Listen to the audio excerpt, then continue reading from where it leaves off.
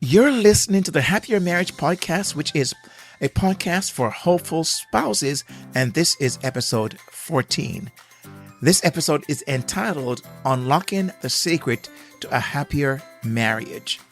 This is part one of a 5-part series that was done for a course entitled Happier Marriage Secrets. You'll hear the other 4 parts in upcoming episodes. Now, as you listen to this podcast episode and you're saying to yourself, how can I access the full course and get everything, both the videos and of course the audio attached to that? You can do so by going to kingsleygrant.com/HMS course, all one word, HMS course. Now, in this episode of Unlocking the Secret to a Happier Marriage, you'll discover what I call the secret sauce to happier marriages that very few people know about. But you're going to know about it in this episode because this was done with an audience. You'll hear references to that during the presentation. So use your imagination to some degree, but don't worry. Everything was explained in such a way that you won't have to work too hard. Here's also what I would like for you to do at the end of this episode. Make sure that you listen to past episodes of the show, subscribe to the show, leave a rating and a review, and bookmark this podcast as your top resource for insights on having a happier marriage. And stay tuned as we unpack this episode.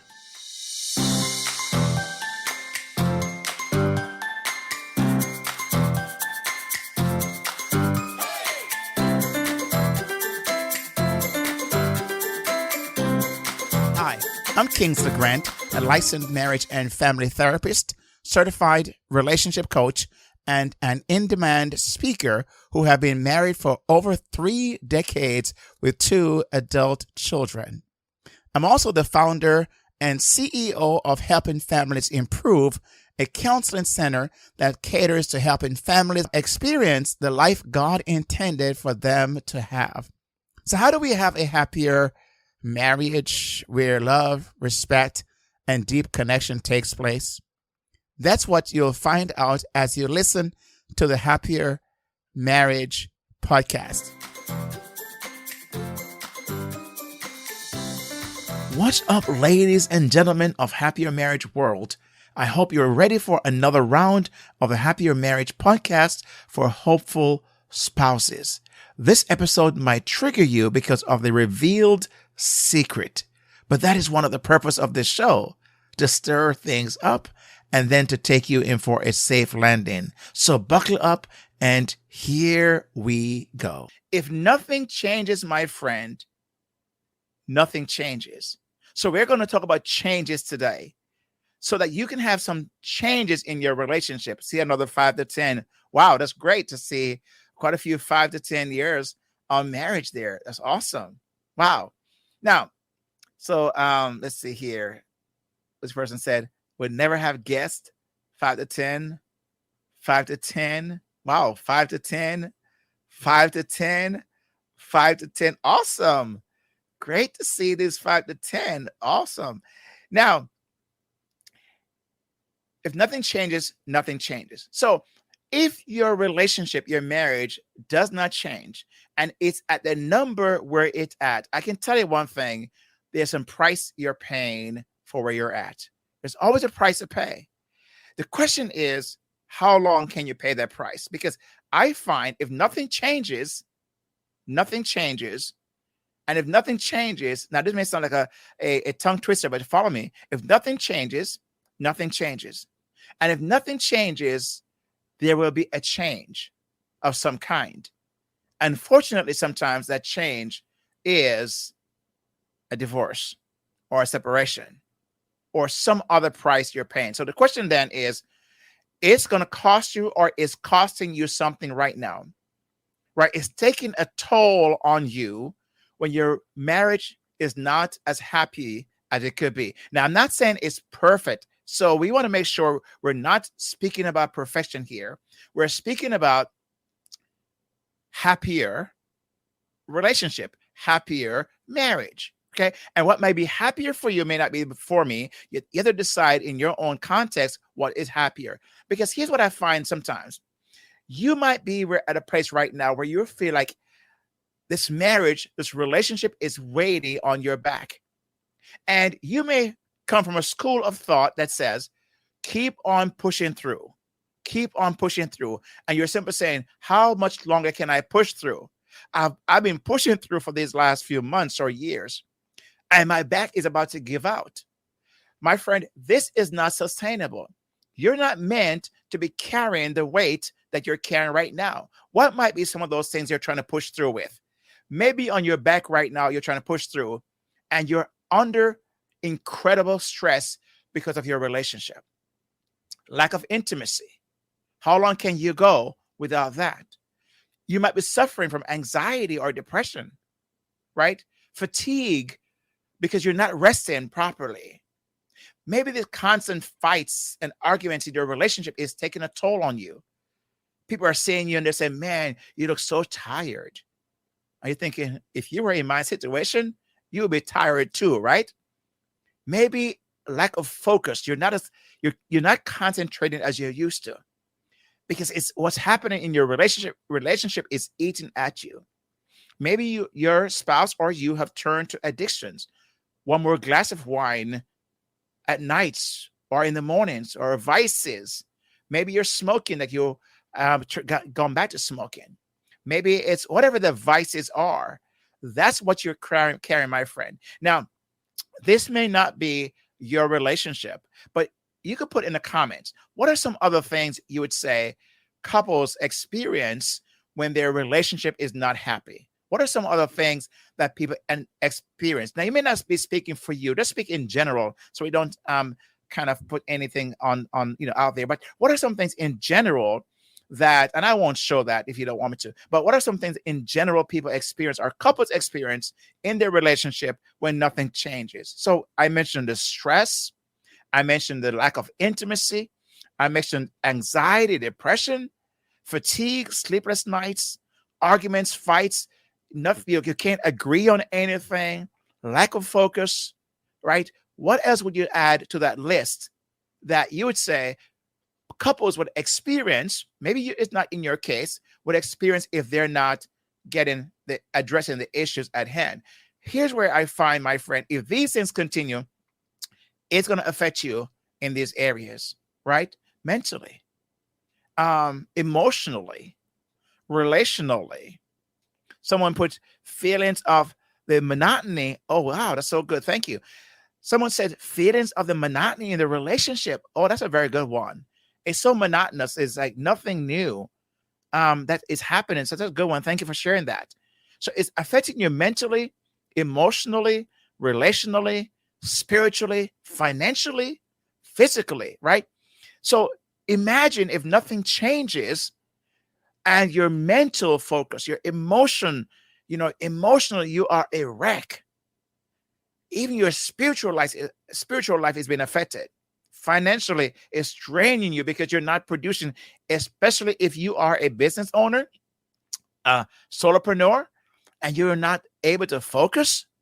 You're going to find that you're not producing as much as you could, and therefore you're leaving money on the table, right? So you can see what happened, why it's so important for us to then find a breakthrough, something that can help us to change what we're experiencing. And here's what happened, my friend. If nothing changes, now your home is negatively affected. No longer is home becoming the respite, the place to go to find a break. No longer is home that way. Sometimes what I find in some cases, some spouse don't even want to go home. They work longer hours. Why should they want to go home? And as they walk in there, feel they're attacked or they're attacking. They feel like everything coming at them. So home doesn't become that peaceful, quiet respite anymore. It becomes a place where they don't want to be.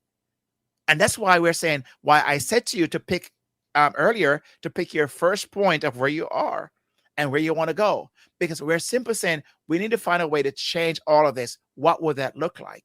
Now, if you're having a happier home, then this might be what you're experiencing. And if you want to add also in the chat, what else others you would say would come to your mind? So I would think peace of mind, right?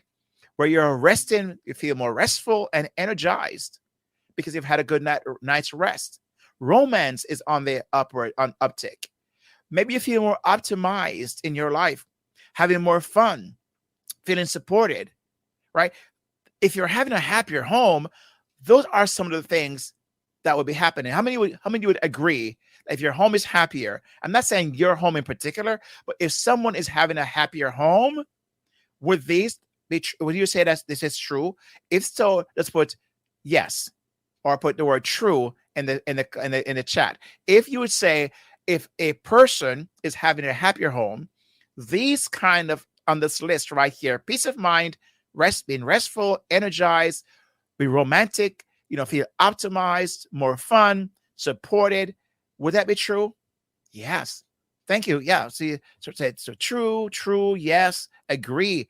Thank you for that, because I think it's so important to realize that if you're having a happier home, then these things are going to be true. Now, if this is true, then guess what? It's also true. It's going to affect you mentally, emotionally, relationally, spiritually, financially, physically, because you're now in a better position to function in these areas. And guess what? If those things are true, your home is more positively, is to have a more positive environment. Home becomes home. You want to come home. You want to be home. You don't want to make an excuse to not be home, because home becomes a place of respite after you've been beaten up in the world, after having a hard day. You can come home, put your feet up, and just exhale. Imagine. Wouldn't that be what any person who is not having a happier home, wouldn't that be what they want? I would think so. That's what I would want if I find myself not having a happier home. So the question is, my friend, here's our problem. There's a gap between where we are, the number you chose could be happier, and the number you'll want to get to be happier. The problem is there's a gap. How do we fill that gap? How do we get from point A to point B? That's what I want to share with you, how to do that, because this is very important. Because here's what I know. There's people who have figured this out. Some people have figured this out, and some people are trying to figure it out. I think I have some ideas I want to share with you, but I want to share with you what I believe I call the secret sauce, or I want to unlock, I believe, the secret to all of that. Now, what I'm going to share with you in a few moments is what we're going to use to take you from point A to point B through those ups and downs. 1, 2, 3, 4, 5. That is what I want to share with you. Now, imagine here's a couple who've been married for 80 years, right? In 2020, USA listed them as the world's oldest married couple.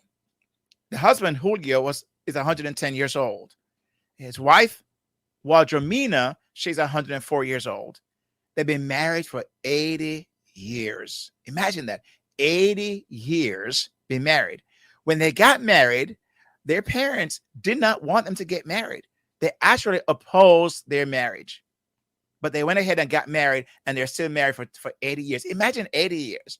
When I say I'm married 37 years, I'm thinking like, man, they've been married over 2 times how long I've been married. When I get there, I hope I can one day talk to you about that as well. Now, if you met this couple, what might be the first question? So put it in the chat. What question would you ask this couple?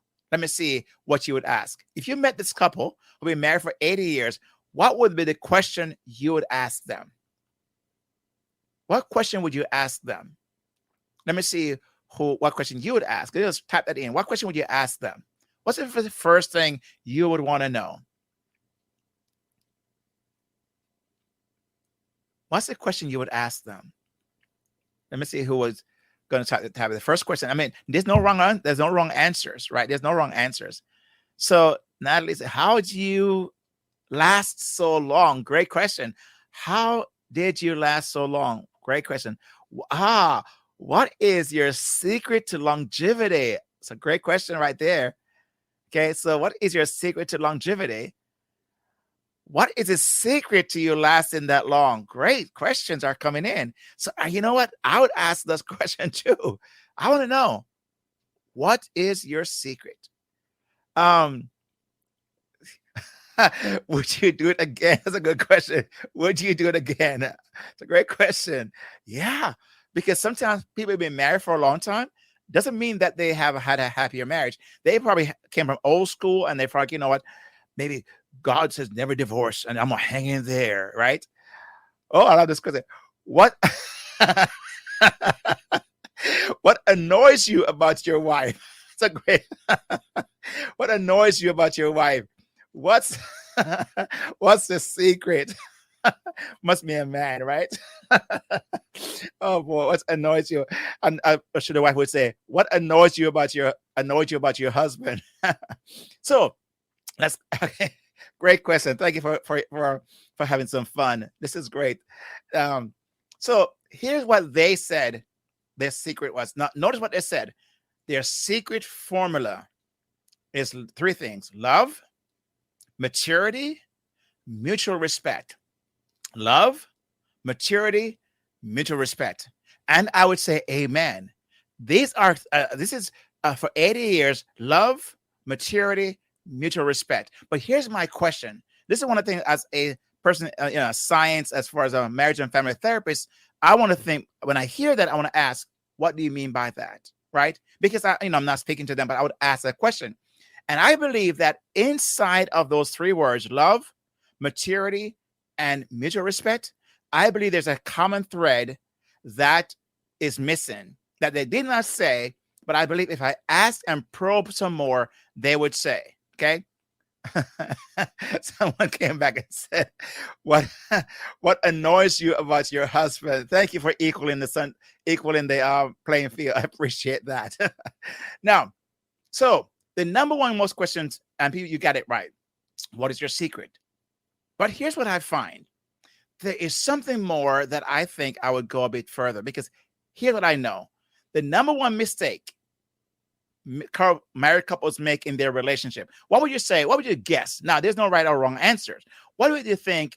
And this doesn't have to be about your relationship. What would you say the number one mistake married couples make in their relationship? What would you say? And again, it doesn't have to be about your relationship. In general, you may have heard, read, listened to, whatever, experience. But what do you think the number one mistake married couples make in their relationship, or people who have been in relationship for a long time? What do you think the number one mistake they make? Because I believe sometimes if we could identify this, and I believe in my years of working, and what I believe when I listen to the couple who've been married for so long, I think they found the answer to this question. Okay, let me give it to you. The number one mistake I believe married couples make in their relationship, here it is: failure to learn effective communication. So Kingsley, what does that mean? Right? Someone said here, lose respect for each. That's rude. That's a very good one. Losing respect for each other. That's big. That's high on the list. But I think even with that, failure to learn effective communication, because even with respect, which I find so often an issue, what's missing is how to communicate. Even what does that mean? What would that look like? If I was respected, how would I communicate that? If I need to be respected, how do I communicate that? And I find what happens when people don't communicate that effectively, it creates a problem. And that's why I say it's the failure, right, to learn effective communication. Someone said here that marriage somehow guarantees that the love will. Oh, this is good. That marriage somehow guarantees that the love will remain. So you're saying taking people for granted, unrealistic expectations. Wow. Assuming that the other person fulfills your needs and supposed to make you happy. That is a big one right there. Yes. And I've said in couples therapy, if you believe and are on the notion that your husband and your wife is going to meet all of your needs, you're sadly mistaken. It will never happen and should never be a part of the equation. You should never expect your husband or your wife to meet all of your needs, right? And it's a whole different thing. I won't get into that because I could spend all night and go on a detour, but I won't take you there. Instead, stay focused here. Not spending enough alone time, too much focus on the kids and the hustle and bustle of life. These are some really good ones. That is so true. That is so true. But I find sometimes even that when that's happening, if they're not effectively communicating about those issues, right? If they have a way to effectively communicate those things you're describing, it could help solve their problems. But if effective communication was all there needed to be, a lot more people would be having a happier marriage, wouldn't you say? Because how often have you heard, oh, you've got to communicate effectively? What does that mean? Right? So effective communication is not all. I want to take this one step further. And guess what? This step further is where I'm going to unlock the secret for you right now of what it takes to take you from where I shared with you earlier, from point A to point B. Whatever your number is, you've chosen your number earlier at the very beginning, right? You chose your number. So what's going to take you from there to the next step is what I'm going to reveal here. Ready?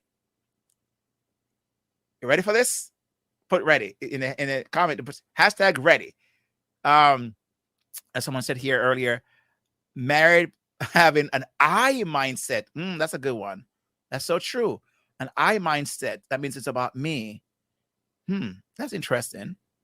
Wow. Lose respect for each other. Okay.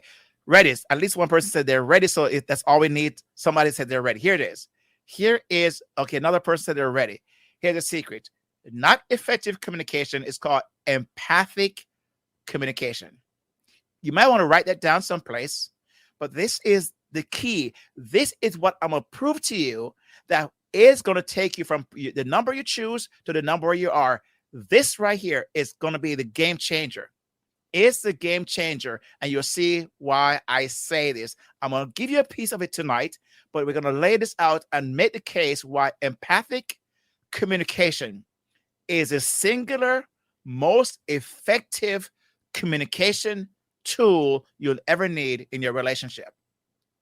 Once you're able to master this, once you're able to get this, it's going to be your game changer. And I'm going to show you why. Okay. Of course, not all tonight. I'm going to show you why and take you through from the stages and why this is the most important one. Right. But let's look at the meaning of empathic. The meaning says, and this is key. You may want to write this down someplace or take a picture. Is showing an ability. That's a key. Showing an ability to understand and share the feelings of others. How often have I heard couples say, who've come to me and say, well, he or she is not understanding or trying to understand me. He don't get me. She don't understand me. He doesn't, that's one of the issues I have, right? And sometimes they will say, you know what? When I share my feelings, it's almost like they dismiss my feelings. My feelings are not important. Have you ever heard that? Maybe seen that, maybe experienced that? You don't have to put any comment to that. Just on your own as you watch, right? They will say that this person is not, they don't get me. I don't feel, and here's the key. I don't feel understood. Go back to what someone said earlier, trying to change the person, how they are getting, this trying to change a person now after they've gotten married. This is a big one. I see that so many times, trying to change a person, and it's a whole different topic. And it's a very big one right there, right? So empathic means showing an ability to understand and share. How many times I've heard this where someone says, I just want to be understood. I want him to understand me. I want her to understand me. That's the cry of many people's heart, many spouses' heart today. Just understand me. Just take the time to get to know me and understand me. That's what they're trying to get, right? That's what empathic. So make sure you take a picture of that or write that down, showing an ability to understand. Because when we go through all of this, this is a key. Do you have the ability, or are you, now let me just take that back. You do have the ability. The question is, are you showing the ability to try to understand your spouse and share the feelings of your spouse? Right? That's why it's even a step up from effective, because effective communication, I can be effective in communicating, but I don't have to be empathetic. Right? So empathic simply means I want to go a step further and take on a sense of empathy for my spouse. This is a game changer, and I'm going to prove that to you. So therefore, the gap I mentioned earlier, from point A to point B, empathic communication is going to be the gap. And why am I saying that? Because empathic communication then have some benefits. You may want to take a picture or write this down. I'll give you a chance to do that. When you're operating in empathic communication, number one, is going to create open and honest conversation. How many would say that would be important? Is it important to have open and honest conversation? Well, my friend, when both spouses are empathetic and practicing empathic communication on both sides, it cannot only happen on one side, because the sender and the receiver have to be willing to say, we're going to look through the lens of empathy, trying to understand and share the feelings of another. We're going to take on that mantle, that lens, to be able to have the relationship we want. And the question is, how much is it worth it? If it's worth having an open and honest conversation, you want to think empathic communication. Number two, it increases trust. But both people have to be willing to say, hey, we want to create an environment where we can be trusting of each other, right? So empathic communication is what you're going to use as a vehicle, as a means to close that gap. Number three, it builds emotional closeness and intimacy. When you are practicing empathy or empathic communication, you are communicating in a way where your spouse is going to feel close. You open the door, they invited in, and it's almost like, imagine you have a room, and inside that room, you want to get your spouse, right? Now, you're not going to get them to do hanky-panky, okay? It's quite okay if that's all you want to do. That's fine, because it's all okay because you're married. You're grown up, you can do what you want to do. But this is not it. Let's put that for another time. Right now, you want to connect emotionally. You want to have intimacy, closeness, and intimacy. This is what it's the benefit of empathic.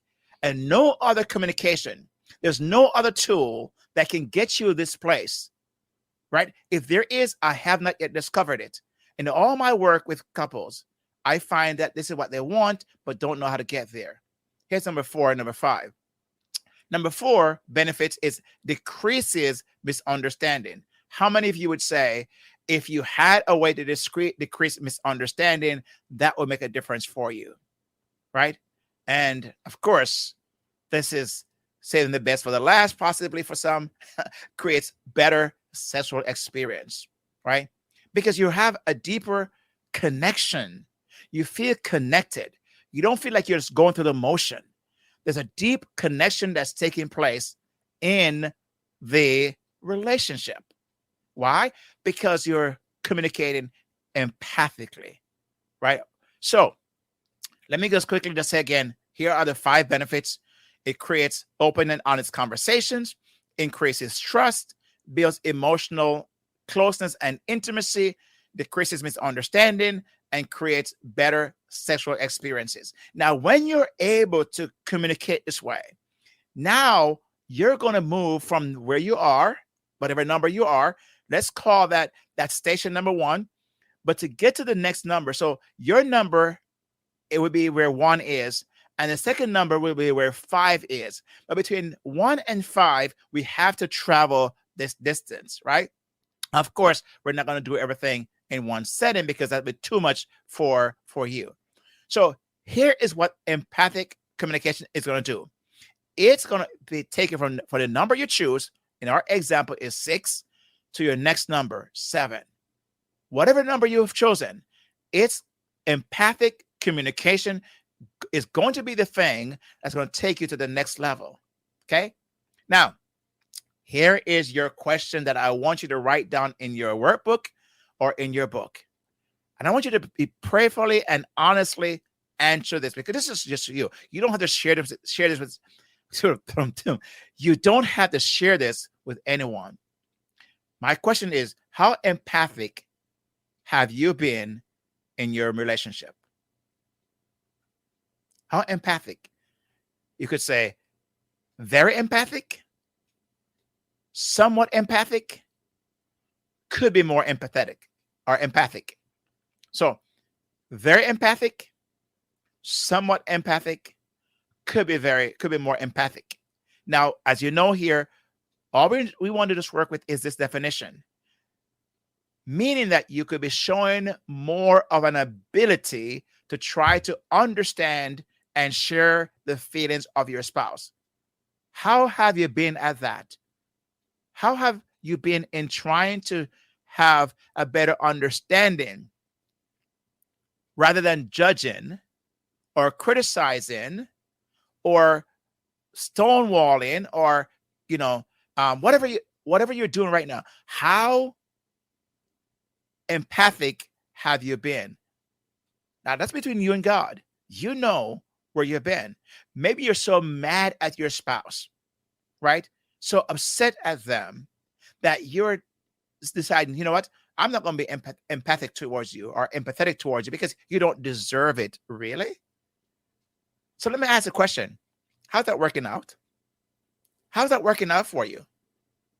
Let's say that's one step further. How is that working out for the relationship? That's the side I'm on. When I work with couples, I tell couples many times, I said, listen, I'm not on your side or the other person's side, right? Not his side or her side. I'm on the side of the relationship. So the question is then, how empathic have you been in your relationship? And there you have it, my friends. I hope this episode encouraged you and gave you some hope.